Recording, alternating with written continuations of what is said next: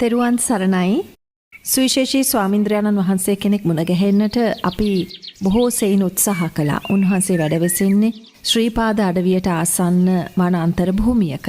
කෙසේ හෝ උන්වහන්සේව මුණ ගැහෙන්න අපට හැකියාව ලැබුණා. නමුත් එම දුෂ්කර ස්ථානයට යන්නට බැරි වුණත් ඒ සඳහා අපිට කලන මිතුරු හැඟීමෙන් බොහෝ සෙයින් උදව් පදව් කරපු කිහිප දෙනෙක්ම හිටියා. ඉතින් ඒ අයවත් අපි ඉතාමත් ස්තුතිපූර්වකව පින් අනුමෝදන් කරමින් සිහිපත් කරන ගමන් අපි සූදානම් අපේ ස්වාමින්ද්‍රයන්න් වහන්සේ සමග සාකච්ඡා කරන්න. උන්වහන්සේගේ නම විශේෂයෙන් සඳහන් කිරීමක් මේ වැඩසටහන තුලදී සිද්ධ කෙරෙන්නේ නැහැ. ඒ වගේම ඔබේ ඉතාමත් කරුණාවෙන් අපි ඉල්ලා සිටිනවා සමහර වෙලාවට වෙනදා මැදිරිය තුලදී කෙරෙන පටිගත කිරීම වලදී ඔබ බලාපොරොත්තු වෙන ඒ සුවිශේෂී බව හඬ තුල තිබෙන්නා වූ පැහැදිලි බව ඊතරම්ම බලාපොරොත්තු වන්නට එපා. මක්නිසාද මෙම අපි ප්‍රශ්න සකස් කරලා ඒ සියල්ලම මේ පටිගත කරන කණ්ඩායමට ලබා දුන්නා. ඉතින් ඒ අයට තියෙන පහසුකම් මැද්දේ තමයි මේ පටිගත කිරීම සිද්ධ කළේ. කොහොම නමුත් මේ ධර්මය ඔබට සමීප කිරීම පමණමයි අපේ අරමුණ වූයේ. ඉතින් ඒ සාර්ථක වුණා කියලා අපි හිතනවා. එමනම් අපි සෝදානම් අපේ ස්වාමින්ද්‍රයන්න් වහන්සේව ඉතාමත් ගෞරවපූර්වකව සිහිපත් කරන ගමන් පාද නමස්කාර කොට මේ කාරණා පැහැදිලි කරගන්න. අවසරයි අපේ ස්වාමින්ද්‍රයන්න් වහන්සේ. ඔබ වහන්සේ වැඩ වාසය කරන්නේ මිනිසුන්ගෙන් බොහෝ සෙයින් ඈත් වෙලා. බුදුරජාණන් වහන්සේගේ ධර්මයට අනුව ඔබ වහන්සේ සබහාදහමත් එක්ක බොහෝ කාලයක් වැඩ වාසය කරන ගෞරවනීය යතිවරයාණන් වහන්සේ නමක්. මේ සබහාදහම බුදු පියාණන් වහන්සේගේ පැහැදිලි කිරීමට අනුව මේ දක්වා මේ කාල පරාසය තුල අපේ ස්වාමීන් වහන්සේ ඔබ වහන්සේ සබහාදහම කොයි ආකාරයෙන්ද අවබෝධ කරගත්තේ? දරුවෝ මිනිසුන්ගෙන් බොහෝ ඈත් වෙලා වනවාසී භික්ෂුවක් හැටියට තමයි මම ඉන්නේ. බුදුහාමුදුරුවෝ දේශනා කළා තියෙනවා භික්ෂුවට වෘක්ෂ මූලගතව, ශූන්‍යාගාරගතව, ආරණ්‍යගතව. ওই තුන් ඵල තමයි අනුදැන වදාළේ භික්ෂුන් වහන්සේ නමකට බුදුහාමුදුරුවෝ. ඉතින් ඒන් දැන් වෘක්ෂ මූලගතව. දැන් මේ වෘක්ෂ මූල කියන්නේ වනගත වෙනවට. වනගත වුණාන් පස්සේ මිනිස්සුන් ඉන්නේ ඈත් වෙලා. වනේ මිනිස්සු නැන්නේ, වනේ ඉන්නේ සත්තු. තායිති බුණක්. ඉතින් මිනිස්සුන්ගෙන් ඈත් වෙලා ජීවත් වෙනවා. ඒක මිනිස්සුන්ගෙන් ඈත් වීමට හේතුව මිනිස්සුත් එක්ක ඉන්නකොට අපිට සිදුවෙන්නේ ගැටීම සහ ඇලීම දෙක. සමාජයේ ඉන්නකොට ඇලීමයි ගැටීමයි දෙකට උදුරු වෙනවා. ඇලීම ගැටීම ඇති කරගන්න පංචේන්ද්‍රයන් මුල් වෙනවා. ඇහැ, කන, නාසය, දිව, ශරීරය. එන්න ස්පර්ශයෙන් මේ පංච ඉන්ද්‍රියන් තමයි මේ ඇලීම් ගැටීම් වලට හේතු කරවන්නේ. එහෙන් දකින්න රූපයක්. රූපයට ඇලෙන රූපයක් වෙන්න පුළුවන්, ගැටෙන රූපයක් වෙන්න පුළුවන්. කනෙන් ශබ්දයක් අහනවා, ඇලෙන ශබ්දයක් වෙන්න පුළුවන්, ගැටෙන ශබ්දයක් වෙන්න පුළුවන්. නහයෙන් ගඳ සුවඳ, මිහිරි සුවඳක්, අමිහිරි සුවඳක්, ඇලීම ගැටීම. රස දිවෙන් නිරස රස, එතනත් ඇලීම ගැටීම. ශරීරයේ ස්පර්ශයක් දැන් සීතලයි ගැටීමක් සමහෙනකොට ඇලීමක් වෙන්න පුළුවන් නේ. ඇලීම ගැටීම මෙන්න ඉන්ද්‍රිය පහෙන් අපි ඇලීමකට ගැටීමකට බැඳලා තියෙනවා. මේවා සමාජය තුළ ඉන්නකොට බහුලයි. වනගත වුණාම මේ ඇලීම් ගැටීම් සැහෙන අඩුයිනේ. අපි කතාව අවසానයි. දෘෂ්ටිය පේන්නේ නැහැ. ඒ ටික අඩු වුණාට පස්සේ ඇලීම් ගැටීම් වල තොරව ඉන්න පුළුවන් වනගත වෙලා. ඊට පස්සේ පංචේන්ද්‍රයන් නිරුද්ධ වුණා හා සමානයි වනගත වුණාම. පංචේන්ද්‍රයන්ට අරමුණු ලැබෙන්නේ නැහැ. අරමුණු නොලැබී යෑමක් නේ වනගත වෙන්නේ. එතකොට අපිට පුළුවන් අභ්‍යන්තරේ මානසික උඩුසිත යටිසිත භවග්ගසිත දැන් භාවනාදී කටයුතු වලට යන්න බොහොම පහසුවෙන් පුළුවන්. අර ඇලීම් ගැටීම් බාහිරින් එන්නේ නැතිකොට. බාහිරින් ඒම වැළැක්වීම සඳහා තමයි මේ වනගත වෙන්නේ. වනගත වෙලා ඉන්න අපිට ඇලීම් ගැටීම් වලින් තොරව ඉන්න අවශ්‍යයි. ඉතින් ඒ සඳහා තමයි මේ වනගත වෙලා ඉන්නේ.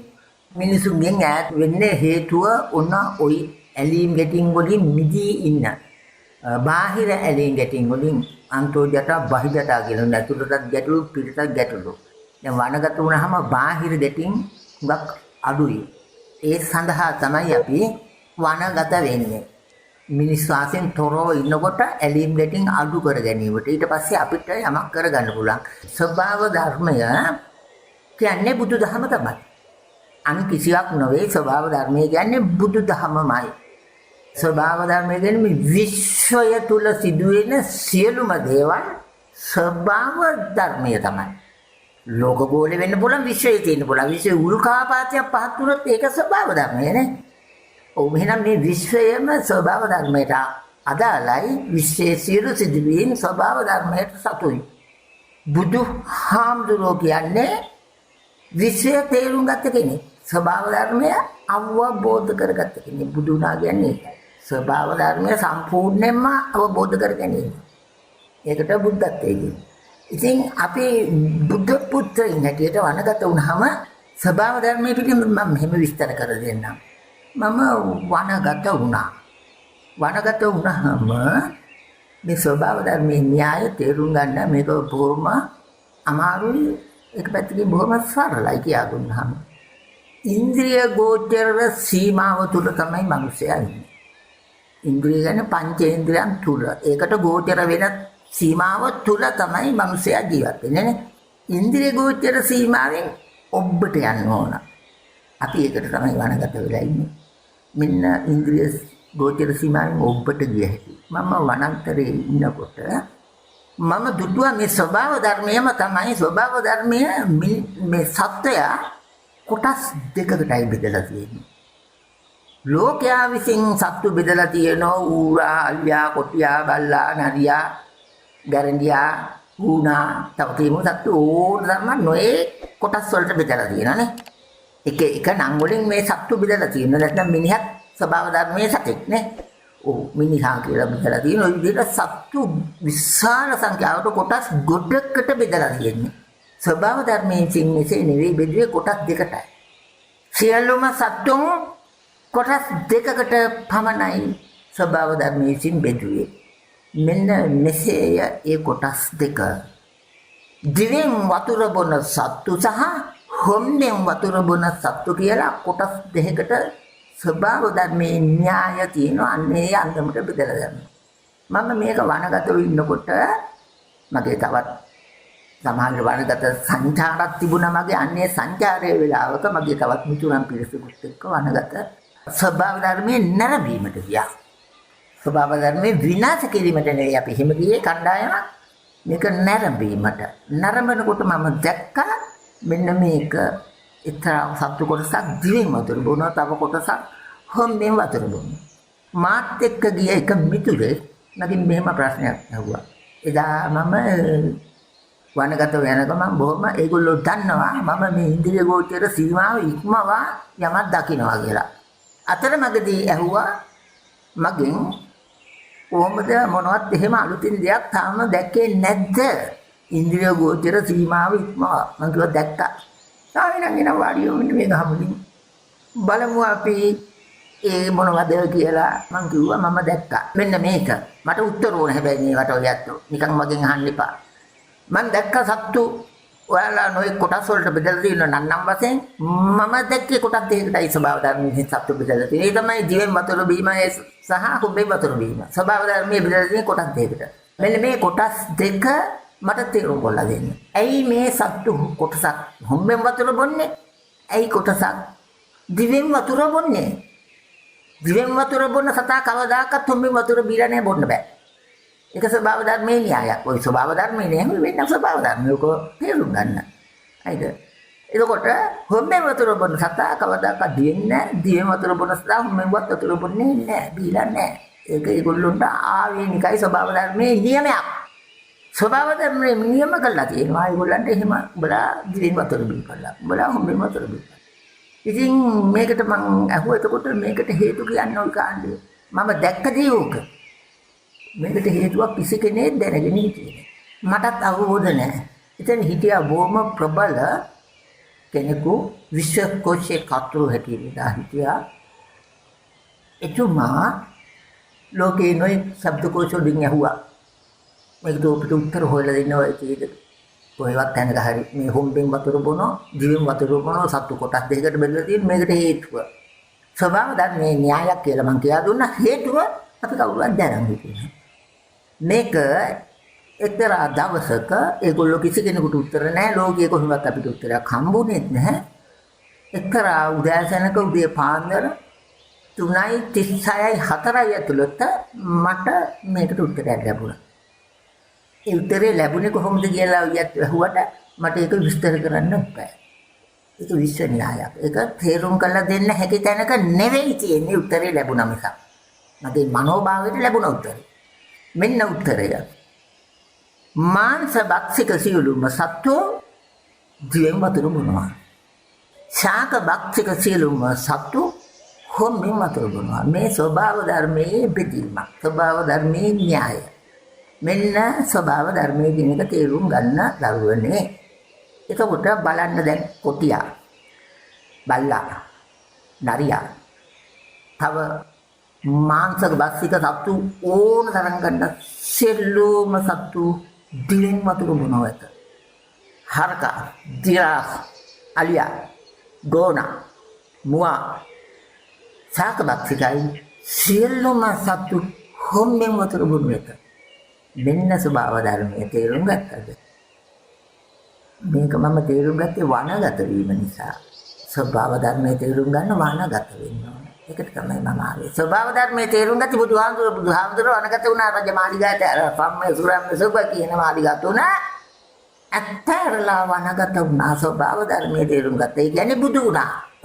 ස්වභාව ධර්මයේ තේරුම් ගත්තා කියන්නේ. එතකොට මම මේ සාමාන්‍ය සරල අවබෝධයක් විතරයි මම මේ ලබාගෙන ඉන්නේ. මට තේරෙන්නේ නැහැ. ඉතින් මීට වෙනසක් තියෙනවා නම් උදකෝ කියන්න මට මේ ස්වභාව ධර්මයේ බෙදීලා තමතරේ හරියටම සියලු මාංශ භක්ෂික සත්තු දිවෙන් නේද වතුර බොන්නේ? සියලු ශාක භක්ෂික සත්තු හොම්බෙන්නේ වතුර බොන්නේ? ඔව් මේකට උත්තර මේ කොහෙවත් තියුනේ නැහැ. කිසිම තැනක උත්තර තියුනේ නැහැ. ඉතින් මට මේක තේරුණා. තේරුම් ගියාට පස්සේ මේක සත්‍ය ඉලිකරන්න දෙපයි ලෝකයට බලන්නේ හරිද? මේක තර්කානුකූලවම ඔප්පු වෙන්න ඕන. දැන් දර්ශන වශයෙන් ඔයගොල්ලන්ට පේනවානේ. ඇත්ත තමයි කියලානේ. ඒ විදිහට ස්වභාව ධර්ම බෙදලා තියෙනවා. මම මෙහෙම ප්‍රශ්නයක් නගන්නම් දැන් මමම. දැන් මිනිසා වතුර බොන්නේ හොම්බෙන්ද දිවෙන්ද? මිනිසයා හොම්බෙන් වතුර බොන්නේ ශාක භක්ෂිකයි නන්නේ. ශාක භක්ෂිකයි නේද? නමුත් ස්වාමීන් වහන්සේ මිනිසයා සර්වභක්ෂක සත්වයෙක් විදිහට තමයි බොහෝ දෙනා අවබෝධ කරගෙන තියෙන්නේ. මොකද මාංශ ආහාරත් ශාක ආහාරත් දෙකම මිනිසයා විසින් ගන්න නිසා. ඒක තමයි වරද්දගත්ත දැන් ඒක තමයි තේරුම් කරලා දෙන්න හදන්නේ. මට දෙන්න වායු උත්තරයක් මිනිසා හොම්බෙන්ද දිවෙන්ද වතුර බොන මහත්තයා දිවෙන් වතුර බොනවද? නෑනේ. එහෙනම් හොම්බෙන්නේ. ඔව්. එහෙනම් ශාක භක්ෂිකයි. මිනිසා මස් කනවද? ඔව්ද? එහෙමයි ස්වාමීන් වහන්සේ. මස් ආහාරයට ගන්නවා. එහෙනම් ස්වභාව ධර්මයට එරෙහිව ගිය එකම සතා මිනිසා ඌට ස්වභාව ධර්මයේ විසින් පෙරලා පහර දෙනු ඇත. මතක තියාගන්න. පෙරලා පහර දෙනු ඇත. සියලු සත්තු ස්වභාව ධර්මයේ තුල අද ජීවත් වෙනවා. ඒ සත්තුන්ට පවා ව්‍යසනයගෙන දෙනවා මේ මිනිසා. මෙන්න ව්‍යසනයගෙන දීපු තැන. පසුගිය කාලෙක සුනාමියක් කියලා එකක් ආවා නේද? එහෙමයි ස්වාමීන් වහන්සේ. සුනාමියක් ආවා. සුනාමිය එන වෙලාවේ මුළු ලෝකෙම දන්නවා ස්වභාව ධර්මයේ සිටපු සත්තුන්ට ස්වභාව ධර්මයේ තරංගයක් දුන්න තොපි දුවියව කැලේට කියලානේ. සත්තු ටික ඔක්කොම කැලේට දිව්වනේ. ඔව් මිනිසා ස්වභාව ධර්මයට එරෙහිව ගිය නිසා පණිවිඩ දුන්නේ නැහැ. මූ බැන්න මූදට. අක්කල කොටු කරගන්නනේ. ඔව් මෙන්න ස්වභාව ධර්මයේ කියන්නේ. දැන් මිනිසා ස්වභාව ධර්මයට එරෙහිව ගියාද? ගිහිලා නේද? එහෙනම් ලෝකෙම විනාශ වෙනවා කියන එක මගෙන් අහන්න දෙයක්ද? ඔබලාගේම ප්‍රශ්න කරගන්න. අපි ස්වභාව ධර්මයට එරෙහිව ගියා. අපිට එරෙහිව ස්වභාව ධර්මයේ මේ පහර දෙමින් යනවා. දැන් මොකද කරන්න කියලා දෙයියන්ට කියලා හරියනවද? තමන්ගේ හර්තසාක්කියට ගියා ගන්න මිසක්. නේද? දැන් ස්වභාව ධර්මයේ විස්තරේ ප්‍රමාණවත්ද? ප්‍රමාණවත් ස්වාමින්ද්‍රයන්න් වහන්සේ හොඳමයි. ඔබ වහන්සේට බොහෝ සෙයින් පින්. අපේ ස්වාමින්ද්‍රයන්න් වහන්සේ දැන් මේ වසංගත රෝගයක් මුළු ලෝකයේම පුරා පැතිරලා යන අවස්ථාව, දහස් ගණනින් මිනිස්සු මිය යන අවස්ථාව, බොහෝ දෙනා පීඩාවට පත් වෙලා සිටින අවස්ථාව හැම අතකින්ම හැම පාර්ශවයකින්ම පීඩාවට පත් වෙලා තියෙනවා. අපේ ස්වාමීන් වහන්සේ දැන් මෙවැනි වසංගත රෝග ඇතිවන්නට මොනියම් හෝ විශේෂ කාරණා හේතු වෙලා තියෙනවද? මනුෂ්‍ය ක්‍රියාකාරකම් විශේෂයෙන් අපි සාකච්ඡා කළොත්. දැන් මිනිසා මෙරි ඉපදිවිදි යනවානේ. භාෂාවත් මෙරි ඉපදිවිදි යනවා. භාෂාවට අලුතින් ඇවිත් වචනයක් තමයි කොරෝනානේ. එක වචන අලුතින් දෙනවා, පැරණි වචන මෙරි කියලානේ. ඔය භාෂාවත් අලුතින් ඉපදිමින් යනවා. මිනිසත් අලුතින් ඉපදිමින් යනවා නේ. කොරෝනා ප්‍රශ්නය මේ ලෝකයේම ගිලගත්ත ප්‍රශ්නයක් නේද? වසංගතයක්. කොටිම කොරෝනා පැත්තකට දාමුනේ. වසංගතයක්. අපි වසංගත රෝග අපේ ලෝකේ රටේ මේ ඉස්සෙල්ලා තියුනේ නැද්ද? මොනවද වසංගත? අපි වසංගත කියලා කියන්නේ මොනවද? වසූරිය, පැපොල, ලාදුරු, තව සරම්ප. ඌට වසංගත පැපොල සරම්ප හැදුනහම අපේ මුතුන් මිත්තකුව දෙයියන්ගේ ලෙඩ කියලානේ. දේව කෝපනේ. දේව කෝප කියන්නේ ස්වභාව ධර්මයේ කෝප වීම. තේරුණාද? දැන් ස්වභාව ධර්මයේ කෝප කරගත්තේ කා විසින්ද? මිනිසා විසින්. නේද? එහෙනම් දැන් යම්කිසි පවුලක් දේව කෝප ඇති කරගත්තාම ඒ පවුලට පැපොල හැදෙනවා. පැපොල හැදුනහම දෙයියන්ගේ ලෙඩ අපි කියලා කියනෝනේ. අපි කිව්වා දෙයියන්ගේ ලෙඩ කියලා. එතකොට මේ වසංගත වලට අපි ප්‍රකාශ කරේ දෙයියන්ගේ ලෙඩ කියලා. එතකොට මේක වසංගතයක් නෙවෙයිද?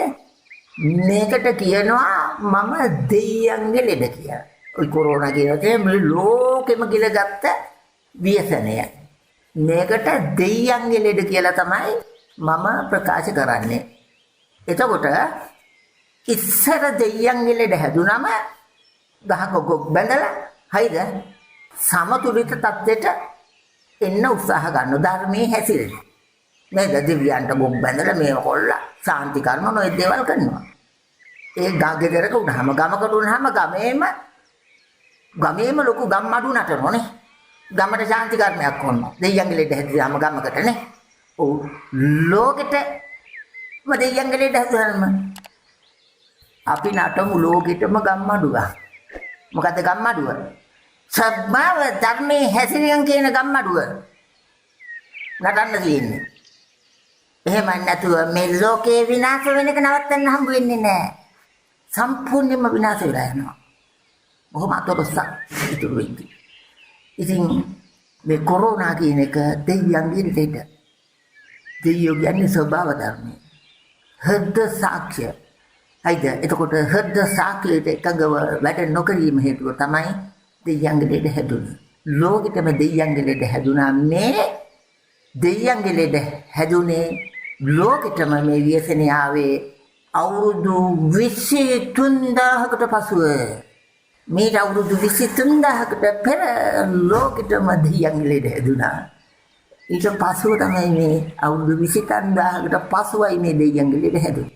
හොඳමයි ස්වාමින්ද්‍රයන්න් වහන්සේ, අපි ඒ කාරණයක් ස්වාමීන් වහන්සේගෙන් පැහැදිලි කරගත්තා. උන්වහන්සේ දෙවියන්ගේ ලෙඩ හැටියට කුමක්ද සඳහන් කළේ කියලත් ඔබට අවබෝධ වන්නට ඇති. අපි නිරන්තරයෙන්ම කුසල් සිත් වඩනවා නම්, අවමතරමෙන් පන්සිල් සුරක්ෂා කරගෙන ජීවත් වෙනවා නම්, සීලයක ප්‍රතිපදාවක තුල අපි පිහිටා කටයුතු කරනවා නම් ඒ ඊටමත් වැදගත් කියන එකත් ඔබට මතක් කරන්න ඕනේ. විශේෂයෙන්ම අපේ සම්මා සම්බුදුරජාණන් වහන්සේගේ ත්‍රිමංගල්‍යයන් සමරන්නට අපි සූදානම් වන කාලවකවානුව වෙනදාටත් වඩා වෙනස් හැඟීමකින් අපි ඒ සඳහා තුන් සිත පහදවාගෙන සූදානම් වන කාලය. ඉතින් ඒ නිසා අපි මේ හැම දෙයක් පිළිබඳව අපේ අවධානය යොමු කරන එක ඉතාමත් වටිනවා. ඔබට මතක් කරනවා අද මේ විශේෂ පන්සිල් මළුව අපි ශ්‍රීපාද අඩවිය ආසන්නයේ වැඩ වාසය කරන භාවනායෝගී ස්වාමින් වහන්සේ කෙනෙක් සමග කරන ලද සාකච්ඡාවක් ඇසුරින් කරන ලද වැඩසටහනක්. ඉතින් සුවිශේෂී පටිගත කිරීම යන්ත්‍රවලින් තොරව සිද්ධ කරන ලද දෙයක්. ඒ ඈත හිමේ බොහෝ දිනෙකට යන්නට බෑ. ගම් වතුරක් තියෙන අවස්ථාවක සමහරක් තැන්වල. ඉතින් ඊටමත් අසීරුවෙන් කරගත් පටිගත කිරීමක්. ඒ නිසා ඉවසීමෙන් ඒ වගේම මෛත්‍රී සහගත සිතින් මේ වැඩසටහන ශ්‍රවණය කරන්න කියලා අපි ඔබට ආරාධනා කරනවා.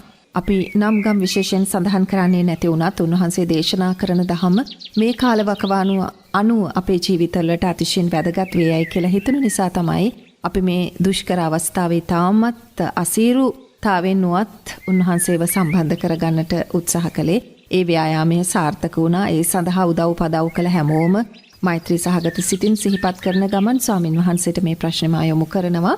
අපේ ස්වාමින් වහන්සේ එදා විශාලා මහනුවරට බුදුරදුන් වැඩි මොහොතේ දෙවිවරුනුත් වැඩම කොට බුදුරජාණන් වහන්සේගේ අනට කීකරු වෙලා විපතටපත් ජනතාවට ආරක්ෂාව සලසන්නට බුදුපියාණන් වහන්සේට පොරොන්දු වුණා. ඒ සඳහා කටයුතු කළා.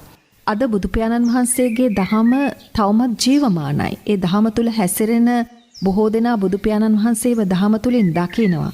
නමුත් අපේ ස්වාමින්ද්‍රයන්න් වහන්සේ අපිට ජීවමාන බුදුපියාණන් වහන්සේ දෑසින් දැක ගන්නට නැති අවස්ථාවක, බොහෝ දෙනා දහම තුල හැසිරෙන්නෙත් නැති අවස්ථාවක මේ සුවිශේෂී පිරිත් දේශනාවක් වන රතන සූත්‍රයෙන් ඒ අපි අපේක්ෂා කරන ප්‍රතිඵල අපිට ලබා ගන්නට පුළුවන් වෙයිද? බුදුහාමුදුරුවෝ ඉන්නකොට ජීවමානව ඉන්න විට විශාලා මහනුවර තුම්බිය ඔය රතන සූත්‍රයේ දේශනා කරන්න හේතුනේ නේ. ඔව් විශාලා මහනුවර තුම්බියක් ඇති වුණා. මේ වගේ ව්‍යසනයක්. මම දැන් කිව්වා ගෙදරක හැදුනහම වසංගතයක් ඒක දෙයියන්ගේ ලෙඩ කියලානේ. එතකොට ගමක හැදුනහම ගමකටම දෙයියන්ගේ ලෙඩ හැදුවා. ගමක ගම්මඩු නැටුවා. එතකොට විශාලා මහනුවරත් ඒ තරම් විශාල ප්‍රදේශයකට ওই ව්‍යසනය ඇති වුණා. ඒකත් තුම්බිය කියලා මහා විශාල භයානක ව්‍යසනයක්. එදා බුදුහාමුදුරුවෝ හරි ජීවමාන වෙද්දී මේ ව්‍යසනයට රතන සූත්‍රය දේශනා කළා. බුදුහාමුදුරුවෝ කවුද දේශනා කරපු අය? මහ රහතුන්. පාරිශුද්ධ සිතක්. බුදුහාමුදුරුවෝ ජීවමානයි පාරිශුද්ධයි නිකලස්. රහතුන් එදා රතන සූත්‍රයේ දේශනා කළේ නිකලස්. රතන සූත්‍රයේ දේශනාව පොත්වල තියෙනවා. කෙලස් බරිත මිනිසා විසින් මේක දේශනා කරාට ප්‍රතිඵල ලැබෙයිද? දැන් නම් ඕක කියවන්න බැරි කොටම කියන රතන සූත්‍රයේ ලෝකේ පුරානේ. නෑ ඉස්සෙල්ලම කෙලස් බරිත බවින් මිදිලා රතන සූත්‍රයේ දේශනා කොම්මෝ ප්‍රතිඵල 100%. බුදුහාමුදුරුවෝ ලෝකෙට විහිළු සපයලා නැහැ.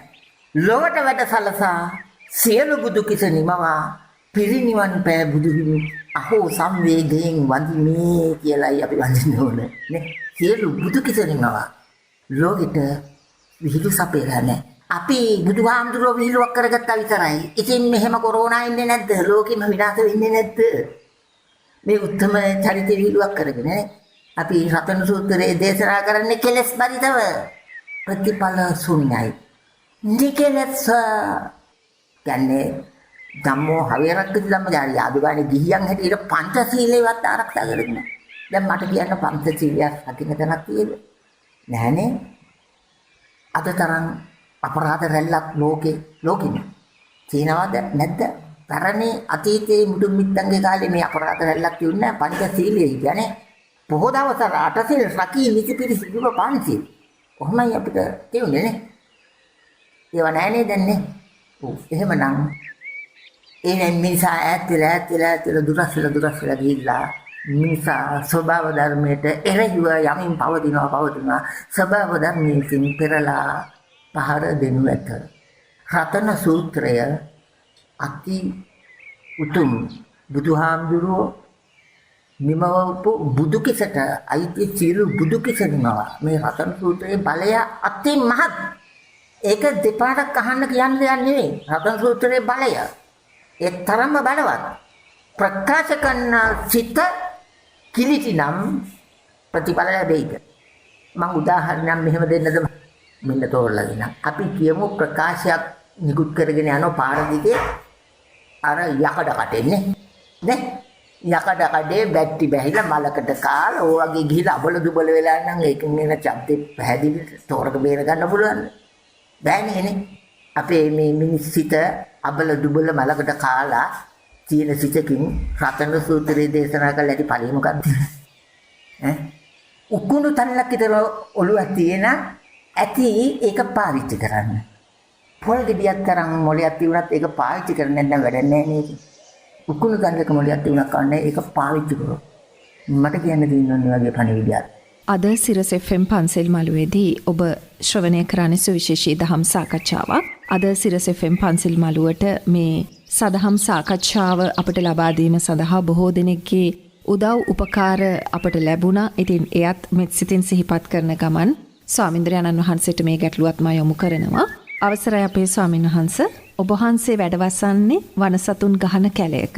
ඔබ වහන්සේලාට ආරක්ෂාව සලසා ගැනීම පිණිස ඒ වගේම එළඹෙන්නා වූ විපත්තීන් වලින් මිදී වැඩවාසය කිරීම පිණිස ඔබ වහන්සේලා සිදු කරන විශේෂ ධර්මානුකූල ප්‍රතිපත්තීන් තිබේද අපේ ස්වාමීන් වහන්ස? තිබේ නම් ඒ පිළිබඳවත් මේ මොහොතේදී අප පැහැදිලි කරගන්නට සූදානම්. ධම්මෝ හවේරක්කති ධම්මචාරී. විශේෂිකාරත්වකමය ධම්මෝ හවේරක්කති ධම්මචාරී. දැන් ලෝකයටත් වෙලා තින්නේ ධර්මයේ නොහැසිරීමනේ. වනගතව ඉන්න අපිට හයිද ධර්මයේ හැසිරීම විශේෂයෙන්ම මම මෙහෙම කියන්නද වනගතව ඉන්න කෙනෙකුට මෛත්‍රී භාවනාව තමයි අවශ්‍ය. අපේ ආරක්ෂාවනේ. දසකට මෛත්‍රීම ඔබ ඔතනදී ඔබට වටින් පිටින් ඉන්න අයට අසල්වැතියන්ට ලෝකයට මුළු විශ්වයටම සියලු සත්ත්වයින්ට මෛත්‍රී කිරීමනේ. එතකොට එහෙම මෛත්‍රී තරංග නිකුත් කරන්න ඔහුට ස්වභාව ධර්මයේ ආරක්ෂාව ලැබෙන. ඔහුගේ සිත මෛත්‍රියනේ. මෛත්‍රී සිතුවලිනේ. වෛරයක් ඉන්න බෑනේ දෙන්න. මෛත්‍රී තරංග නිකුත් කරන්න ඒකට අදාළ දෙයක් නේ ආපහු අපිට තල්ලු වෙන්නේ නේ. ඔව්. වෛරී තරංග නිකුත් කරන්න යාට ආයි පෙරලා ඉන්නේ තවත් වෛරී තරංගන්නේ. ඔව් සත්තුන්ට හිංසා කරන වෛරය කියන්නේ ඒකනේ. අපි වනගත වෙලා සත්තුන්ට හිංසා කරනවා නම් හිංසා කිරීමේ චේතනාවෙන් ගියොත් අපිට විපත්තිදායකයි. මෛත්‍රී සහගතව සත්තුන්ට ගියොත් මේක වනයේ සත්තුන්ගේ නිජ භූමිය. අතිජ්ජාපේ යම්කිසි ස්වභාව ධර්මයේ නැරඹීමට උකහා ගැනීමට එහෙනම් සත්තුන්ට මෛත්‍රී සහගතව සත්තු විතර නෙවෙයි වෘක්ෂ දේවතා උනාර එහෙම නොයෙන්තිලා ඉන්න අපිට දුෂ්මාන නොවනනේ. ඒ සියලු සත්ත්වයින්ට මෛත්‍රී සහගතව ගියොත් ඔහුට විපත්ති වලින් තොරව වනගත වී සිටිය හැකියි. සමාජය තුළ සිටීම විපත්ති දායකයි. වනගත සත්තු හොඳයි මිනිසාට වඩා. මිනිසා තෝරා ගැනීමට බේරා ගැනීමට බෑ. ඒක නිසා මිනිසා එක්ක ජීවත් වෙනකොට බොහොම පරිස්සමින් ජීවත් වෙන්න ඕන. වනගත වෙලා සත්තු එක්ක ජීවත් වෙනකොට ඒ සතාගේ චර්යා ධර්ම පද්ධතියක් තියෙනවා. ඒක තේරුම් ගත්තත් හොඳටම ප්‍රමාණවත්. මම මෙහෙම කියන්නම්. දැන් ওই ඉන්න මහත්තයෙක් යම් කිසි වෙලාවක මොනවා හරි ගැටලුවක් තරහවක් ඇති කරගත්ත. මොනවා හරි ප්‍රශ්නයක් ගැටලුවක් ඇති කරගත්ත සමාජයේ ස්වභාවයනේ නේ. එහෙම ඇති කරගත්තම ඔබ වෛරයක් ඇති කරගන්නවා. වෛරය ඇති කරගෙන අවුරුදු ගානක් තිස්සේ පොල්ල තියාගෙන සතුරා යන මග රක ඉඳලා අල්ල වර කියලා රකලා ඉඳලා ගහනවා පොල්ලෙන්නේ. වනගත සතෙකුත් ඔය වගේ මග ගහක් මුල කොටලා රක වටින් කීගේ සතු රක ඉන්නද නෑ. සතාගේ චර්යා ධර්ම වන්දිත තියෙන පෑගුණා හිංසා වුණා දෂ්ට කර හිච්චරයි තියා සතා වෛරයක් බැඳගන්නේ නෑ මන් දන්න තරමින්. ඒ සතුන්ට මෛත්‍රී කරපු ගමන්ම වනයේ කිසිම පීඩාවක් ඇති වෙන්නේ නෑ වනගත වෙච්ච කෙනෙකුට. මෛත්‍රී සහගතව. ධම්මෝ හවේරක්කති ධම්මචාරී කියන්නේ තව ඉතින් මෙන්න මෙහෙම අපිට දීලා තියෙන බුදුහාමුදුරුවෝ වනගත වෙච්ච කියන්නේ මෙහෙම මෛත්‍රී ගන්න. විරූපක්කේහි මේ මෙත්තම් ඒරාපතේහි මේ චබ්බ්‍යාපුත්තේහි මේ මෙත්තම් කන්හා ගෝතම කේහිස අපාදකේහි මේ මෙත්තම් දිපාදකේහි මේ චතුප්පදේහි මේ මෙත්තම් බහුප්පදේහි මේ මාමං අපාදකෝ හිංසි මාමං හිංසි දිපාදකෝ මාමං චතුප්පදෝ හිංසි මාමං හිංසි බහුප්පදෝ සබ්බේ සත්තා සබ්බේ පානා සබ්බේ භූතාච කේවලා. තව දිනනොම අපිට වනගත වෙන කාණ්ඩෙට මෙන්න මෙහෙම බුදුහාමුදුරුවෝ දේශනා කළේ මෙන්න මේ මෛත්‍රී සහගත මේ පාඩය ප්‍රකාශ කරමින් වනගත වෙන්නේ. මේ මෛත්‍රී. එවන් මෛත්‍රී සහගත සිතුවිලි ලෝකයේ පුරාම පතුරා දස දිසාවෙහිම පතුරා කෙනෙක්ට වසන්නට හැකිනම් ඔහුගේ සිතට කෙතරම් නම් සැනසීමක්ද? එයයි උන්වහන්සේ අපට ලබා දෙන පණිවිඩය. අපි පිරිත පිළිබඳවත් ස්වාමීන් වහන්සේගෙන් අනිවාර්යෙන් පැහැදිලි කරගත යුතුයි. අපේ ස්වාමීන් වහන්සේ පරිත්‍රාණ දේශනාවකදී මිනිස්සෙකුට ලැබෙන සුවිශේෂී ආරක්ෂාව පිළිබඳවත් අද පන්සිල් මළුව වැඩසටහන තුලින් සාකච්ඡා කළොත් සුදුසුයි කියලා අපිට හිතෙනවා. ඒ පිළිබඳවයි මේ ඔබ වහන්සේගෙන් පැහැදිලි කරගන්නට සූදානම් වන්නේ. මං කියවනේ පිරිත් මහා බලවත් දෙයක් කියලා.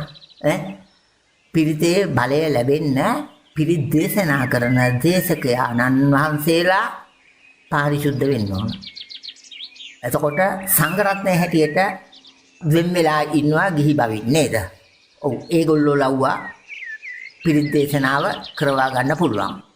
ඒ වෙන්වීමක් වෙලා තියෙන්නේ කෙලෙස් වලින් අපි ඈත් වෙනවා. මේක අපි මේ සසර දුකින් මිදීමට කියලා අපි සංඝරත්නයේ විදිහට ඈත් වීමක් සිදු වෙලා තියෙනවා. අපි අපේ මේ දුකින් මිදීමතු වීමට අපි මේ තැන් වලින් මිදලා මේ ගිහි බවින් ගිහි ජීවිතෙන් මිනිස්යාගෙන් වෙන් වෙලා පන්සල් වල ආරණ්‍යගතව වෘක්ෂ මූලගතව ඉන්නවා කියලා. ඉතින් එසේ ඉන්න සංඝරත්නයේ විසින් දේශනා කර ගැනීම එක්තරා බලයක්. ගිහියෙක් උනක් කමන්නේ නැහැ. උපාසක මහත්තුරු එදා හිටියානේ. පැහැදිලි උපාසක මහත්තුරු කියලා කොටසක් එදා හිටියා. බොහොම සිල්වත් ඇත්තෝ. නේද? ඒ සිල්වත් ඇත්තෝ ලව්වා පිරිත් දේශනා කරගත්තාම බලයක් ලැබෙන්න පුළුවන්. දැන් ওই මහත්තුරු දන්නවත් දැන් පිරිත් කියන තැනක තත්ත්වේ එතන හොඳ කට ගැස්මරුත් එක්ක බීම ටික පිළිගන්නේ නැති වුණොත් ඉතින් එතන පිරිත් ඉදරන්න වෙන්නේ. පිරිත්ජය අපි විනෝදකාමී දෙයක් බවට පත් කරගන්නවා. පිරිතෙන් ප්‍රතිඵලයක් ගන්න පුළුවන් ද අපිට එහෙම උනේ? දැන් පිරිත් වල ප්‍රතිඵල අතිමහත්. ඒක සද්ධාර්ථනිකයි පිරිත් බලය. පිරිත් බලය ලබා ගන්න ක්‍රමය අපි නැති කරගෙන. මේ බල ශක්තිය ලැබෙන ක්‍රමෙන් අපි ඈත් වෙලා. මිනිසා ස්වභාව ධර්මයෙන් ඈත් වෙලා විශේෂම කියනවා නේ. සිල් බලෙන් ඈත් වෙලා. මෙන්න මේක තමයි වියසනෙකට හේතු වෙන්නේ. මේ පිරිත් කිව්වට ප්‍රතිඵල අඩු වෙන්නේ මේකයි. නම් පිරිත් වල බලය අතිමහත්. ඒකේ කිසිම වෙනසක් නැත. එදා බුදුහාමුදුරුවෝ දේශනා කරද්දී ජීවමානව හිටියත් රහතුන් දේශනා කරත් ජීවමාන හිටියත් පිරිතමයි පිරිතේ බලය එසේම පවතිනවා. අදත් ඒ පිරිත් බලය එසේම පවතිනවා. පිරිත් බලය අපි පිරිත් දේශනා කළ යුත්තේ කෙසේද කියන තැන තමයි අපි සිටියේ. පිරිත් දේශනා කළ යුතු ක්‍රමයක් තියෙනවා. කළ යුතු ප්‍රතිපදාවක් තියෙනවා. කළ යුතු විදියක් තියෙනවා. ප්‍රතිපදා තුල ඉඳගෙන මේ දේශනා කිරීම වලින් ප්‍රතිඵල ලැබෙන්නේ නැත. ප්‍රතිඵල ලැබෙනු ඇත. පිරිත් බල ශක්තිය. ඒක සදාතනිකයි. ඒක වෙනස් වෙන්නේ නැහැ. ඒ බලය හැමදාම පවතින විශ්ව සත්‍යය. ප්‍රතිපත්තියකින් තොරවනේ දැන් ওই සත්‍යයනා යන්නේ ප්‍රතිපත්තිය වලින් ඈත්ලානේ මිනිසා. අද ප්‍රතිපත්තිය වලින් ඈත්ලා. ඉතින් අන්න එතන තමයි දැන් මෙහෙම වචනයක් දෙන්නද. පුරාණ ඈත යුගයේ පුරාණ යුගවල අපි දන්නවා විචාර බුද්ධියෙන් මිනිසා ජීවත් වුණා. දැන් අවිචාරවත් සමයක් ලැබිලා තියෙන්නේ නේ. විචාර බුද්ධියෙන් තොරයි අවිචාරවත්. අන්න එතන තමයි වෙනස. විචාර බුද්ධිය සහ අවිචාර සමය දැන් යන්නේ මේ අවිචාරවත් සමයක්. ඒකේ ප්‍රතිඵල බුද්ධ විඳින්න මිනිසා සූදානම් වෙන්න ඕන. මට ඒ පණිවිඩය තමයි දෙන්න තියෙන්නේ. ඔව්. සිරස් FM පන්සල් මළුව සමග ඔබ සම්බන්ධව සිටින අවස්ථාව ඔබට ගැටළු යොමු කරන්නට පුළුවන් 0112848888 අපේ දුරකථන අංකය. අපි ස්වාමින්ද්‍රයන්න් වහන්සේගෙන් මෙන්න මේ කාරණය දැන් පැහැදිලි කරගනිමු. අපේ ස්වාමීන් වහන්සේ ඉදිරියේදී තවත් මෙවැනි ව්‍යසනයන් සිද්ධ වීමට ඉඩ තිබෙනවාද? ඔබ වහන්සේ වර එක එක්තරා පුවත්පතකට මේ කාරණා සම්බන්ධව පැහැදිලි කිරීමක් කර දී තිබුණා. අපිට මේ කාරණයක් පැහැදිලි කර දෙනවා නම් මිනිස්සෙයින්ට යම් යම් ප්‍රතිපදා පිරීම තුලින් කල්තියා මේවා දැන ගැනීම තුලින් ධර්ම මාර්ගයට තවදුරටත් හදවතින්ම ප්‍රවිෂ්ඨ වන්නට පුළුවන්, අවබෝධයෙන්ම ප්‍රවිෂ්ඨ වන්නට පුළුවන්. ඒ නිසා ඒ කාරණයක් අපිට පැහැදිලි කර දෙන්න ස්වාමින්ද්‍රයන්න් වහන්සේ. ඔව් දරුවෝ මම මෙහෙම කියන්නම්. මම 2019 අවුරුද්දේ අප්‍රේල් මාසේ 28 වෙනි ඉරිදා මට මතක හිටියේ 28 වෙනි ඉරිදා පත්තරේට මම දාලා තියුණා 2020 බරපතල ගැටුම් කියලා. දැන් ඒක වුණානේ. දැන් මේ කොරෝනා ඇවිල්ලා ලෝකෙම මොනවද අලුත් වචනයක් දාලා තියෙන ලොක්ඩවුන්. ඔන්න භාෂාව අලුත් වුණා පරණ භාෂාව මෙරි යනවා. හරිද? ඔව්. එතකොට ලෝකෙම මේ විදිහට ලොක් වුණානේ. මුළු ලෝකෙම මිනිස්සුන්ගේ කටවල් බැඳලා දැම්මා. නේ? ස්වභාව ධර්මයේ න්‍යාය. නේ? බුදුහාමුදුරුවෝ දේශනා කරා මෙහෙම කට කියන්නේ කෙටේරියක් කියලා. මේ කෙටේරිය බැඳලා දැම්මනේ ස්වභාව ධර්මයේ තියෙන මුළු ලෝකෙම කෙටේරිය ටික නැත්නම් කටවල් ටික බඳින්න තරම් ස්වභාව ධර්මය බලවත් උනා මිනිසා පෙරලා දාන්න තරම් ස්වභාව ධර්මයේ ශක්තිමත් මිනිස් ස්වභාව ධර්මයේ පහර වදිනකොට මිනිසාට උඩ ගන්න බැරි වෙනවා. ඔක්කො දෙන්නේ නැති දැනකට යනවා. ඉදිරියේදී තවත් මෙවැනි වියසරනේ මේ වියසනේ මම කිව්වා 2006 දැන්ද මගෙන් අහන්නේ ඇයි 2019 දී මේක පත්තරේ දැම්ම වෙලාවේ ඇහුවේ නැත්තේ.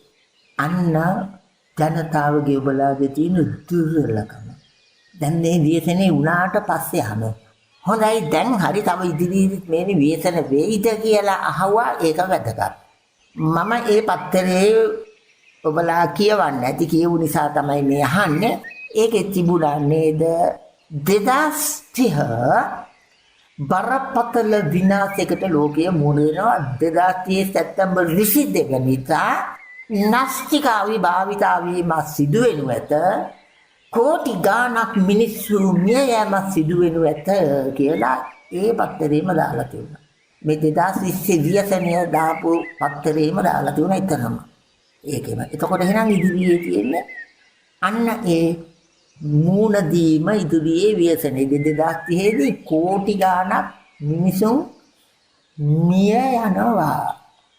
අන්න ඉදිරියේ තියෙන ප්‍රශ්නේ දැන් මෙතෙන්දී මූණ දෙන්න ඉගෙන ගත්තේ නැහැ උනා. වෙන්න කලින් මං කිව්වා තේරුම් ගත්තේ නැහැ. දැන් උනාට පස්සේ මගෙන් අහනවා නේ. දැන් ඉදිරියකටත් සූදානම් වෙයිද කියන ප්‍රශ්නේ තියෙන්නේ මොකද්ද කියලා මේ දැන් අහුවා. ඉදිරියේදීත් මෙවැනි ව්‍යසන වෙයිද මම මෙහෙම දෙයක් කියන්නම්. 2024 අවුරුද්ද ස්වභාවික විපත් සහ මිනිස් ක්‍රියාකාරකම් නිසා විශාල ව්‍යසනයක් සිදු වෙනවා. ආසියාතික කරේට ඒ ව්‍යසනේ ඒ ලෝකේ පුරා නොවේ. ඒ ව්‍යසනෙන් සමහරට මෙහෙම ස්වභාවික විපත කියන්නේ මං මෙසේ සඳහන් කරනම් ජල ගැලීමක් වෙන දෙයක් 2024 උතුරු පැත්තෙන් ඇවිල්ලා සුනාමියක් නැගෙනහිරින් ඇවිල්ලා සුනාමියක් උතුරු පැත්ත පෙරලාගෙන ඕස්ට්‍රේලියා මූද පැත්තට අන්නේ පැත්ත තියෙන මූදක් මට ඔහොම තමයි කියන්න තේරෙන්නේ. ඒ පැත්ත තමයි සමහර විට මේ පැත්තේ මහරගම කියන ওই ප්‍රදේශයක් තියෙනවා. ඒ හරියට වෙනකන් යට වෙයි. 24 සුනාමිය. ඔන්න ප්‍රශ්නේ නේ. කවුද මේවා විශ්වාස කරන්නේ? පුනහම තමයි දන්නේ. ඒක තමයි. දැන් 20 විශ්වාස කරේ නෑ. උනන් පස්සේ මගෙන් අහනවා මේකට නෙවෙයි 2024ටත් නෙවෙයි මුහුණ දී යුත්තේ. මේ 2020ටත් නෙවෙයි මුහුණ දී යුත්තේ. මේ මොනවද දන්නවද? 2020 මේ යන්නේ පෙරහුරුවක්. පෙරහුරුවක් මහත්යෝ. දැන් ওই මහත්තුරු දන්නෝ නේද? අපි මෙහෙම උදාහරණයක් දෙන්නම් මම. ඔළුවට හොඳට වැටෙන්න කිව්වහම පෙබරවාරි 4 වෙනිදා කියලා එකක් තියෙනවා අපිට ලංකාවේ මිනිස්සුන්ට. නිදහස් උත්සවය කියලා එකක්. ඔව්. නිදහස් උත්සවයට යන පෙළපහලියක් නේ. දැරෙන්ට පෙළපහලි ටිකක් යනවා හමුදාවේ පාසල් වල ළමයි තව නොයේ විදිහේ එක සුදුසු පෙළපහලියක් යනවා නිදහස් දින උත්සව සැමරීම කියලා නේ. ওই පෙළපහලිය පෙබරවාරි 4 වෙනිදා යනකොට ඊට මාසයකට දෙකකට තුනකට ඉස්සෙල්ලා විතර හමුදාවේ නිලධාරී මහතුරු ඇත්තෝ හමුදාව පුරුදු කරන පෙරහුරුවක් දෙනවනේ පිටිනි වල දාලා. පාසල් ළමයි ටික තූර්ය වාදක කණ්ඩායම් පෙරහුරුවක් දාන කුළු රැටුන් නටවල පුරුදු කරනෝනේ. උන් මේ 2020 පෙරහුරුව පුරුදු කරනවා. මොකටද 2030 පෙළපාලියනේ. මේක පෙරහුරුවක්. මේකට කලබල වෙන්න එපා. මේ කොරෝනාව පෙරහුරුවක්. එතකොට ඔබලාට හිතා ගන්න පුළුවන් 2030 මොන ව්‍යසනයක්ද කියලා. අන්න එහෙනම් සූදානම් වෙන්න. මගෙන් අහන්න එපා. දැන් කොරෝනා ආවනේ. මේ වසංගතයනේ ලෝකෙ පුරාම. මේක නවත්තන්න 2020ට පෙර 2019 දී මගෙන් අහුණා මේක නවත්තන්නේ කොහොමද කියලා. මට නැවැත්තිය නොහැක. වෙන කිසිම කෙනෙකුට මේක නැවැත්තිය නොහැක. ස්වභාව ධර්මයේ න්‍යාය නවත්තන්න බෑ. ස්වභාව ධර්මයට එරෙහිව ගියා මිනිසාට එරෙහිව ස්වභාව ධර්මයක විනාශ නවත්තන්න බෑ. මම මේක මෙහෙම උදාහරණයක් දෙන්නම්. දැන් මේ ඉස්සරහට මහා වැහි වහින කාලයක් එනවා මේ මාසේ අවසාන හරිය ওই කැලණි ගඟ කළු ගඟ වම දවන්ද විදිහට පිටාර ගලා යනෝනේ. ওই මහත්තයට පුළුවන් ද මේ බැඳි බැඳලා මේක නවත්තන්න ওই පිටාරේ නෙවෙයි. බෑ කොරෝනා නවත්තන්න බෑ පිට. එහෙනම් 2019 දී මගෙන් මේකට ඇහුවනම් මේකට මුහුණ දෙන්නේ කොහොමද කියලා උත්තර දෙනවා මිසක් මේ ගලා යෑම නවත්තන්න බෑ. විශ්ව න්‍යාය ස්වභාව ධර්මයේ එදිහිට ගිහිච්චකේ ස්වභාව ධර්මයේ ප්‍රතිඵලයක් මේ එන්නේ. ඒක අර ගංගාවක් ගලන එක බැමි බැඳලා නවත්තන්න පුළුවන් වගේ මේවා නතර කරන්න බෑ. අයිද වේල පහ නවත්තන්න බෑ. එහෙනම් ඒකට මුණ දීම තමයි තියෙන්නේ. 2030 සැප්තැම්බර් 22 නැස්සික විභාවිතාව විවර සිදු වෙනවා. මේක නැවැත්තිය හැකිද? අර ගංගාවක් කරහා බැඳින්න වගේ තමයි පිටාර යනකොටනේ නැවැත්තන්න බෑ. එහෙනම් මොකද්ද කළ යුත්තේ? 2030ට පෙර දැම්ම ඉඳලා අපි ඊට මුණ දෙන්නේ කෙසේද කියන පණිවිඩයයි දෙන්න දිනේ ලෝකෙට. අපි කොහොමද 2030ට මුණ දෙන්නේ? දැම්ම ඉඳලාම සූදානම් වෙන්න ඕන. මේ පෙර හුරුව පෙළපාලියේ පෙර හුරුව මේ 2030 ඇති වුණා. මේකට කලබල වෙන්න ඕනේ නැහැ. මේක සතල දෙයක්. මම මේක දැකේ ඉතා සුළු දෙයක් ඇටියෙ. ලෝකයේම දැනගෙන තියෙන ලෝකයේම පාරගෙන තියෙන කොරෝනා මහා විශාල දෙයක් කියලා නෑ. මම දකින්නේ බොහොම සුළු දෙයක් කොරෝනා. පෙරහුරුවක් පමණයි කොරෝනාව. අයිද 2030 තමයි පෙරපාලියේ. අන්න ඒකටයි අපි මුහුණ දී යුත්තේ ලෝකවාසී ජනතාව. මෙසේ මං කියන්නම්. අද ජනතාව මං කියවනේ අවිචාරවත් සමයකට එළඹිලා කියලා. මෙන්න මෙසේ මං උත්තර දෙන්නම්. අතලොස්සකට විලිබිය ඇත මේ අස්සේ පසලොස්සකට තව සමහරු එලි බැස්සේ 2030ට ලොව අවිවරුසා ගැස්සේ 700 කෝටියක් වැළලෙයි පස්සස්සේ සිත්කලබීමකට තුඩු දෙන විලාසේ පත්තර කොලේකින් කීවොත් මනාසේ සද්ද ජීව හිමි කියමින් සිනාසේ මම දඟගෙට අරන් නවතිද්ද විනාසේ. මම දඟගත්තා කියලා මේ විනාශය නවත්තන්න බෑ. මේකට මුහුණ දෙන්නේ කොහොමද කියලා මාත් එක්ක එකතු වෙන්න. මම කියා දෙනවා. ওই මහත්තයාට කියා දීලා වැඩක් තියෙද? නෑ. ওই මහත්තයාට පුළුවන් දෙයක ලෝකෙට දෙන්න බෑ. එහෙනම් ලෝකෙට දෙන්න පුළුවන් කෙනෙක් ඉන්න ඕනේ. ඒකට ඉදිරියපත් වෙන්න. ලෝකවාසී ජනතාව බලවතුන් කියලා කොට දකින්න ඕනේ. ඒගොල්ලෝ අහන්න ඕන. මොකද්ද මේක කරන්න පුළුවන්? හොඳයි අපේ ස්වාමීන් වහන්ස එම කාරණය තවදුරටත් පහදා ගැනීම පිණිස කළ යුතු දේ පිණිස ලෝකයක් හැටියට අවබෝධ කර ගැනීම පිණිස ඔබ වහන්සේ වැඩ සිටින ස්ථානයට මේ සියලු ව්‍යසනකාරී තත්ත්වයන් යම් තරමකට මගහැරුණු පසු පැමිණීමට අපි සූදානම් වෙනවා. ඔබ වහන්සේට බෙහෙවින්ම පින්. අපේ ස්වාමීන් වහන්ස පවතින මේ ව්‍යසනකාරී තත්ත්වයන් නිසා 2030 දී ඔබ වහන්සේ සිදුවන වායයි සඳහන් කරන මේ ව්‍යසනයෙන් මිදීම පිණිස මනුෂ්‍ය ප්‍රජාව හැටියට මේ මිනිස්යෝ කුමක් කළ යුතුද ස්වාමීන් වහන්සේ? මෙම ව්‍යසනයෙන් ආරක්ෂා වීම සඳහා මම දේශනා කරන්නේ ධම්මෝ හවේරක්කති ධම්මචාරේ. ලෝකවාසී ජනතාවටම දෙන පණිවිඩය තමයි ධර්මයේ හැසිරීම. දැන් 2030ට එන එක නවත්තන්න බෑ. ධර්මයේ හැසිරීමක් වුණොත් ධම්මෝ හවේරක්කති ධම්මචාරී කියන්නේ ධම්මයේ හැසිරෙනවා ධර්මයේ විසින් ආරක්ෂා කරයි කියලානේ. ඔක ස්වභාව ධර්මයේ ව්‍යසනයකට මෙහෙම කියමු. ස්වභාව ධර්මයෙන් එනේවා මෙහෙම එන්නේ. දැන් ওই මහත්ය ඔන්තිලාවක් බඳින්න.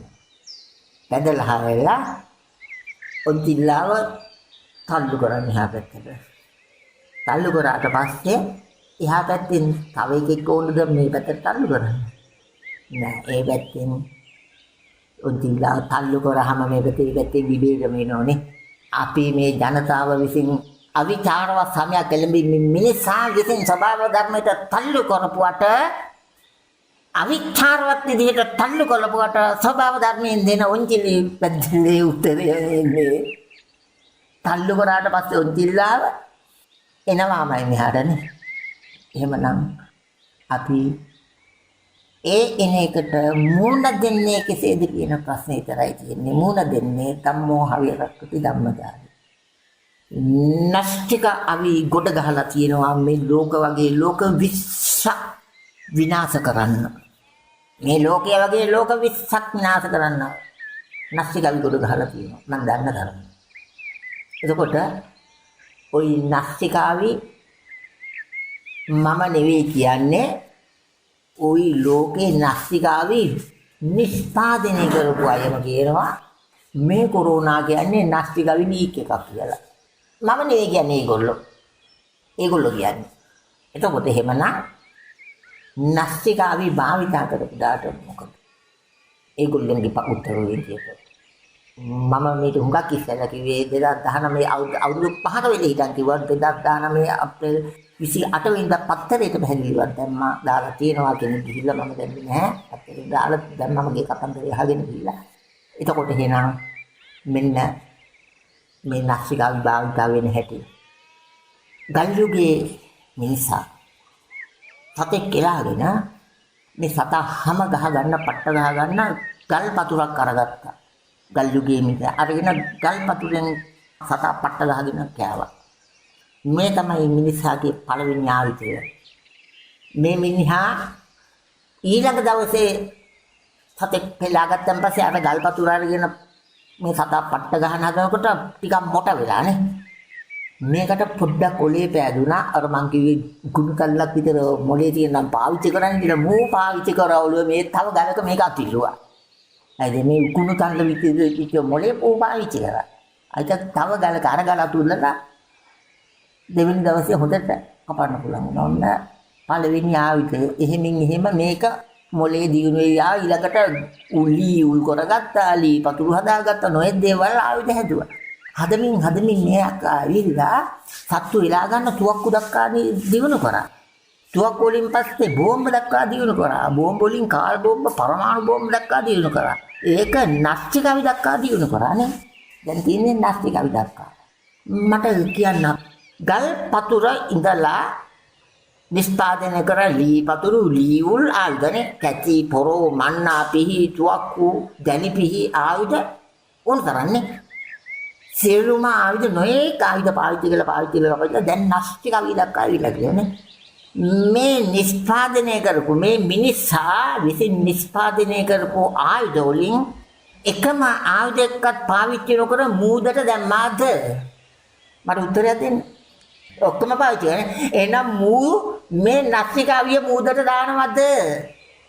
පාවිච්චි කරනමයි.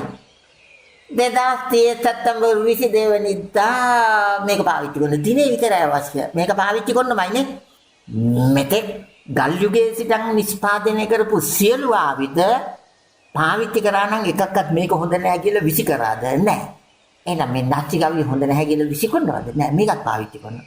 එහෙනම් දිනේ විතරයි අවශ්‍ය. හොද්දට මතක තියාගන්න ලෝකයට දෙන්න පණිවිඩය. දිනේ විතරයි අවශ්‍ය.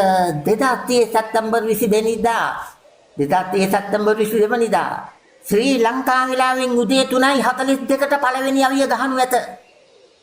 එතන හිටන් පිස්සු ටික ඔක්කොම මේ පැත්තට ගහ ගන්නව ඇත. කෝටි 700ක් පස්සත් වෙලලිලා නවතිනු ඇත. මේ සිරස FM පන්සිල් මළුව. ඉතින් ස්වාමින්ද්‍රයන්න් වහන්සේගෙන් අපි අවසාන වශයෙන් මේ කාරණයක් පැහැදිලි කරගනිමු.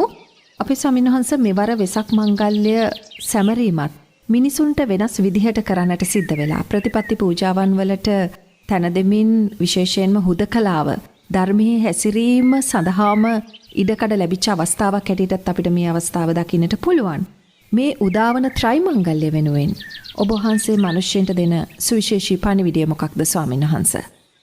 මිනිස් ක්‍රියාකාරකම් නිසා මම මෙතෙන්දි මුලදීම කිව්වා ස්වභාවික විපත් සහ මිනිස් ක්‍රියාකාරකම් නිසා අවිචාරවත් සමයක් එළඹිලා අවිචාරවත් මිනිසෙක් බිහිලා තියෙනනේ. මේ අවිචාරවත් මිනිසා පාස් කිරිදා නිසා ඇති කරපු ව්‍යසනේ නිසා ගිය වෙසක් මංගල්‍ය සමරුවද නැහැ නේ. අවිචාරවත් මිනිසා 아무තු වෙසක් නේ ගත යුතුයි. හරිද? එහෙමනම් අවිචාරවත් මිනිසා විසින් අවිචාරවත් සමයක් එළඹගෙන තියෙනවා. හරිද? ඒ අවිචාරවත් මිනිසාට සුදුසු උත්තර ටික ස්වභාව ධර්මයෙන් විසින් දෙනු ඇත. ධම්මෝ හවේ රක්කති ධම්මචාරී කියමින් ධර්මයේ හැසිරීමම මිනිසාට දැනට තියෙන එකම පිළිතුර. නැත වෙන සරණා. ආගම් ජාති ભેද කුල ભેද බෞද්ධ දර්ශනය තුල නැහැ. එනම් සියලු ජනතාවට පොදු ධර්මතාවයක් තියෙනවා. පොදු ධර්මතාවයක්. ස්වභාව ධර්මතාවය නේ. ස්වභාව ධර්මතාවය කියන්නේ දැන් කුකුලෙක් ඉන්නවා. ওই මහත්යට මස් ටිකක් කන්න හිතලා මේ කුකුල අල්ලගන්න යනෝනේ. ඔබගේ තියෙන අවිචාරවත් කම නිසානේ. එතකොට ඒ කුකුල දුවනවද? දුවනෝනේ. ඌ හිටියද ඌ නොහේ මාව අල්ලගෙන කාපන් කියලා? කුකුලා හිටියද? නෑ දුවනෝ. ඇයි ඒ සතාගේ පනට ආදරෙයි. ওই මහත්ය ওই පනට ආදරෙයි නේද? අවියක් අමෝරගෙන ආවොත් ওই මහත්ය දුවනවද මේකෙන් බේරෙන්න? දුවනවා. එහෙනම් කුකුලක් දුවනවානේ. ඔව්. එහෙනම් හිතා ගන්න මං කියන්න ඕන නෑනේ. සත්‍ය හිංසාවෙන් තොරව ජීවත් වෙන්න ඕන. මතක තියාගන්න. අපිට පණිවිඩයක් දුන්නා. විශාල වැදගත් පණිවිඩයක් දුන්නා. කවුද වැදිනායක තිස්සහාමි. මෙන්න මේ පණිවිඩය හොඳට මතක තියාගන්න. වැදිනායක තිස්සහාමි ওই වැවක් හැදෙව්වනේ ඔය පැත්තේ ඒ කාලේ මොකද්ද වික්ටෝරියා ජලාශයනේ. ඕක හදන වෙලාවේ වැඩි ගම්මානේ යට වෙනවලු. මේ ප්‍රශ්නේ වල වැදිනායක තිස්සහාමි උන් උද්යෝගය කරා. එදා හිටි රාජ්‍යයක මහ හූරෝ මේ මොකද කරන්නේ? අපි ගම්බින් ඉවරයි. අපි කොහොමද ජීවත් වෙන්නේ? කැලෑ පොඩ්ඩේ ඉවරයි. අපිට සතෙක් කියලා ගන්න විදියක් නැහැ. මීයක් කඩා ගන්න විදියක් නැහැ. මේක නවත්තපන් මහ හූරෝ. එතකොට එදා හිටි පාලක උත්තමයා වෙන්න පුළුවන්. එයා හරි එන්න මේ ප්‍රශ්නේ විසඳමු අපි කියලා වැදිනායක තිස්සහාමි ගෙන්නවා. වැදි තිස්සහාමි තව අතවැසියෙක් පමණයි ආවේ ඇයි දෙන්නෙක් ආවා. අපේ එදා හිටි පාලකතුමා මණ්ඩලයක් රැස් කරා. විශාල මණ්ඩලයක් උත්තරපත් කර බඳින්න. බඳලා හැයලා විද්‍යායක සහාමිය ආවහම ප්‍රශ්න කරා. මොකද්ද ප්‍රශ්නේ? ඔව් අපිට මෙහෙමයි අපේ වනගත සේරම කැලේ ඉවරයි. කැලෑ පොඩ්ඩ ඉවරයි. අපිට සතෙක් කියලා ගන්න බෑ. ඒවා සේරම විනාශ වෙලා අපේ ගම්බිම් යට වෙනවා. මීයක් කඩා ගන්න දැන නැහැ කැලයක් නැහැ. ඊට පස්සේ පත් කරපු මණ්ඩලයට කිව්වා මේකට උත්තර මොනවද මට ඕන තව සුමානයකින්. වැදිනායක සහාමිට සුමානියක් පහසුකම් සැලසන්න. සුමානියක් ඇතුළත මේකට උත්තර සපයලා ඕන. ඔව් ඉතින් මණ්ඩලයේ ගිහිල්ලා සාකච්ඡා කරලා හාලා උත්තර සපයාගෙන ආවා එදා හිටි පාලකතුමාට. ඇවිල්ලා හාලා කිව්වා ඔව් කුකුල් පාම් තියෙනවා. ඌරු පාම් තියෙනවා. හයිද මේ කුකුල් ගොවි පොළල්නේ. ඔව් ඌරු ගොවි පොළවල්. හයිද මේ මෙසි ජනපද තියෙනවා. මේ තියෙන්නේ හරියෝනේ. තිස්සහාමිට කියා දෙන්නකෝ. ඒ තියෙන්නේ කියලා. ඕක කිව්වට තේරෙන්නේ එකන් යන්න ඌරු කොටු වලට පාම් වලට කොටු වලට ඕවට එකන් කියලා පෙන්නන්න. තිස්සහාමි ගිහිල්ලා පෙන්නවා. පෙන්නලා මෙන්න ඌරු කොටු මෙන්න හදාගෙන. ඇවිල්ලා ඉතින් මහා එදා හිටි පාලකතුමා ළඟට තිස්සහාමි ගෙන දුන්නන් පස්සේ තිස්සහාමි දුන්නා මේ ලෝකෙට විශාල පණිවිඩයක්. වැඩි ජනතාව අපි ඒ මිනිස්සු නෙවෙයි මෙන්න දුන්නු පණිවිඩය. චීචී මහ හූරෝ ඇති කරපු සතු කවුද මරාගෙන කන්නේ? අපිද වැද්දා? තිස්සහාමිද? අපි වැද්දෝ. මතක තියාගන්න. අපි වැද්දෝ. අවිචාරවත් සමය කියන අවිචාරවත් මිනිස්සු කොටසක්. මේ විනාශ වලින් බේරෙන්න නම් ලෝකයේ තියෙන මේ අඩු ගානේ මේ කුකුල් කොටු පාම් කොටු සේරම විනාශ කළා එකක් කොටු පාම් කොටු හදන්න බෑ. අක්කම නතර කරලා මේ සත්තුන්ගේ බාඩි හත්තුන්ට ඉන්න තියෙනවා. අපිට කන්න තියෙන්නේ ස්වභාව ධර්මයේ හොම්බෙන් වතුර බොන එකට වගා කරගෙන සාකපක්ෂි කෝන් තරම් තියෙනවා අපේ රටේ. ලෝකෙත් තියෙනවා නේ. ඔව්. එතෙන් දෙනතුරු මේ ලෝක විශ්නේ නවත්තන්නේ.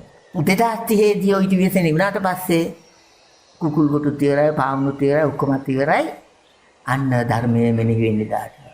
මම අවසාන වශයෙන් මේකට දෙනවා සුර අසුර යුද්ධය මේ යන්නේ. මේ යන්නේ සුර අසුර යුද්ධය. සුරයින් කියන්නේ දෙවියෝ, අසුරයින් කියන්නේ යක්කුනේ. දෙවියෝ කියන්නේ ධර්මය, යක්කු කියන්නේ අධර්මය නේ. ඔව් සුර අසුර යුද්ධයේදී විශාල විනාශයක් වෙලා අන්තිමට සුරයින් පෙරදුනා, ධර්මයේ පෙරදුනා. දැන් ධර්මයේ පෙරදිලා යට වෙලා තියෙන ධර්මයක් නැහැ නේ. අවිජාතවත් සමයන්නේ. ඔව් යක්කු ටික බලවත් වෙලා. අසුරෙන් නැත අවියාවුදනේ. ඔව් අවියාවුද බලවත් වෙලා. අවි ගත්තෝ අවියෙන් නැති මේ අවි වලින් ගහගෙන අවි ගත්තෝ අවියෙන් නැතිනෝ අවසානයේ 2030 පස්සේ ධර්මීය මතුවෙන්නේ නැත. ඒක අමූර්තය. අන්න පුතේ අතරම් පුතේ ධර්මතර තියාගන්න. අමුත්තේ බීමට සූදානම් වෙන්න 2030 ස්වාමින්ද්‍රයන්න් වහන්ස බෙහෙවින්ම පින් ඔබ වහන්සේට අප වෙනුවෙන් අනුකම්පා කරලා මේ දහම් කාරණා මාධ්‍යයක් තුලින් විසුරුවා හැරීම පිණිස විශේෂයෙන්ම සිරස මාධ්‍යයේ පන්සිල් මළුව තුලින් විසුරුවා හැරීම පිණිස සකස් කර දීම සම්බන්ධව මෛත්‍රී සහගත සිතින් මේ පිළිබඳව ක්‍රියා කිරීම සම්බන්ධව අපි ඔබ වහන්සේට පින් අනුමෝදන් කරනවා. විශේෂයෙන්ම ඔබ වහන්සේගේ සුවිශේෂී වූ සුපින්බර අරමුණක් තියෙනවා. ඉතින් ඒ අරමුණ ඉතාමත් හොඳින් ඉෂ්ට සිද්ධ කරගන්නට ඔබ වහන්සේට ශක්තිය, ධෛර්යය, වීරිය ඇති වේවා කියලා අපි ප්‍රාර්ථනා කරනවා. ඒ වගේම මහා සංඝරත්නය තමයි නිරන්තරයෙන්ම මිනිසයාට ශක්තියක් වුණේ. දුකකදී විපතකදී ඉදිරියට ඇවිල්ලා සත්‍යක්‍රියා කරන්නට තරම් සුවිශේෂී ගුණ කඳක් මහා සංඝරත්නය සතුව තිබෙනවා. ඉතින් උන්වහන්සේලා නිසා තමයි මේ ලෝකය මේ තරමටවත් අද දක්වා නොනැසී පවතින්නේ කියන එක අපි සිහිපත් කරන්න ඕනේ. උන්වහන්සේගේ නිර්වාණ අවබෝධය පහසු වේවා. උන්වහන්සේට සිව්පසය පහසුවෙන්ම ලැබේවා. සියලු සම්මතුෂ්ටික දෙවියෝ ආශිර්වාද කරත්වා. නිදුක් වෙත්වා, නිරෝගී වෙත්වා කියලා අපි ප්‍රාර්ථනා කරමු. ඉතින් සිරස FM පන්සල් මළුවට සුවිශේෂයෙන්ම සහයෝගය ලබා දුන් ඔබ සියලුම දෙනාටත් අපි පින් අනුමෝදන් කරනවා. ඔබලා සියලු දෙනාගේම නිර්වාණ අවබෝධය පහසු වේවා කියලා අපි විශේෂයෙන්ම මතක් කරනවා. රුවන් සරණයි. තුන් සිත පහදන පන්සිල් මළුව.